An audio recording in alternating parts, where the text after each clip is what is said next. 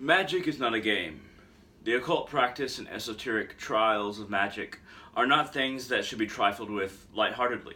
They should be understood as spiritual paths upon which one must be committed, upon which one must tread carefully and tread with hesitation before making a decision to travel along a certain line of experimentation, occult or magical, for instance, uh, experimentation, to where you're going to carry out this series of events through your own personal knowledge, your own personal magical practices. To manifest a certain thing in your life, or manifest a certain thing in the world, or even maybe manifest something for others. You must take into consideration all the factors that you will have to basically work with, and what effect they'll have on you and the person involved, and the people involved. Magic and that's a Magick, and not just a C. Magic in the esoteric sense, the occult sense, the energetic sense. That's the kind of magic I'm talking about. Magic of that nature can be wide-ranging in effect, depending on how you're using the natural inherent magic within yourself and the channels just below the surface of this dimension that you can draw from in order to manifest certain things within this dimension.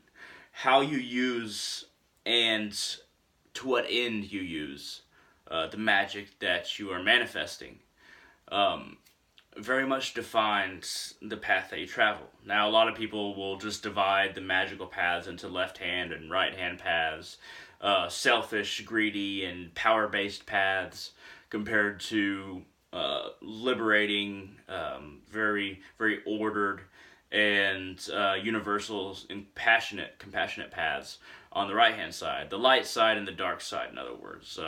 The side that just wants to garner power for oneself, and the side that wants to not only garner power for oneself or ability for oneself along one's spiritual path, but to help others as well. And these are two very dualistic sides of something that feels like a religion when we break it down that way. I think that there's a lot of in-between space, a lot of gray space in between the left and right-hand paths. And magic itself doesn't discriminate. When we draw upon that magic that we are connected to just by living, to that stream just below the surface of this dimension, there is no, like black stream or white stream when it comes to, or like light stream or dark stream. It's all the same energy. And now how you employ that energy is up to you, and to what end, and how you understand that end. And your motivation is very important when it comes to magical practice, because you being motivated to further yourself is very much determines your left or right hand path orientation, if you want to put it that way, or your selfish or universal path orientation, depending on if you want to help others with that magic that you're gathering from the dimension just below this one. And it's very close, and there's a lot of energy right there if we could just grab it. But how you use it, are you going to use it for selfish reasons, or are you going to try and help other people with it, being compassionate? This determines, in my eyes, the kind of practitioner that you are. It's not about certain practices being dark, and certain practices that are very ordered, and calling them justice, or calling them the height of Dharma, or calling them, the white magician path. That is far less of a concern for me than how are you going to use that energy. Not necessarily the practices that you're going to do, but what motivation do you have that you're going to direct that energy towards?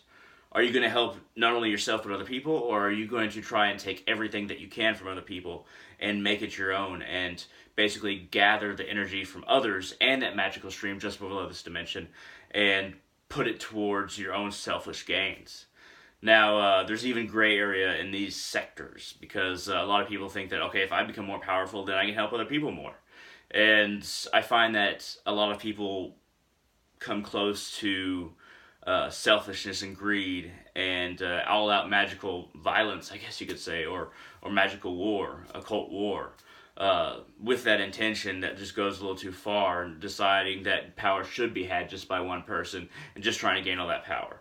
But that's just, that's a bias of mine, and I recognize that because I don't have as much information about people who have done that, because people who have done that successfully, there isn't information about them, because there wouldn't be. They've knitted themselves into the fabric of reality. Now, on the right-hand path, there's plenty of people who say, okay, I want to help other people, but then they start to become very biased as far as thinking, okay, only this goddess or only this god or only this spirit is the supreme path. So I'm going to try to convince everybody to follow that. I'm going to try and make people realize that this is the only true and the highest frequency energy source. And even if they don't believe that on the right-hand path, someone becomes too attached to a spirit or god that is the only energy source, a lot of time they will become supremacists in their particular right-hand path. But these are the dangers on either side. And what you have to realize is that magic is not a game. It is not something to say, oh, okay, well, this cursor that I was holding on this Ouija board moved by itself. Wow, that's great. But what were you going to use the Ouija board for? And a lot of time, if you don't have somebody you're trying to contact, or if you don't have a purpose in using it, or what you want to learn, or what you're trying to connect with, then it's just like picking up a phone and not calling any number. It's just like expecting something there, and usually it won't work. Sometimes it does work, and there's something that just really wants to punch through into your psyche. But there's a lot of things like that in magic, and in magical traditions anyway, which is a very vague term. But there's a lot of things like that a lot of people will come to these practices because they simply want something cool to happen. They want to see something supernatural. And what it comes down to is not, if you want to really make these things work, and especially progress you along your path, it's not about making things happen in the external world and being like, oh my God, that was awesome. It's about, what am I trying to accomplish? What am I trying to accomplish with these practices that I'm taking part in? And then that's when the practices truly start to work. That's when the tarot cards start to work. That's when the runes start to basically form into patterns that apply directly to your life. That's when the Ouija board cursor starts to move. That's when the pendulum seems to always have a very specific answer. And all of these different techniques in communicating with higher dimensions or lower dimensions or internal dimensions or subtler energy frequencies, all of these methods and ways of communing with things beyond this world are very much paths that can only be progressed within through seriousness, through not taking them lightheartedly, but through really committing yourself. So, thank you very much for watching. I hope this has been interesting. This has been a video about how magic is not a game. Be careful, be mindful, and decide why you're doing it and what you want to accomplish. Thank you very much, and y'all have a great day.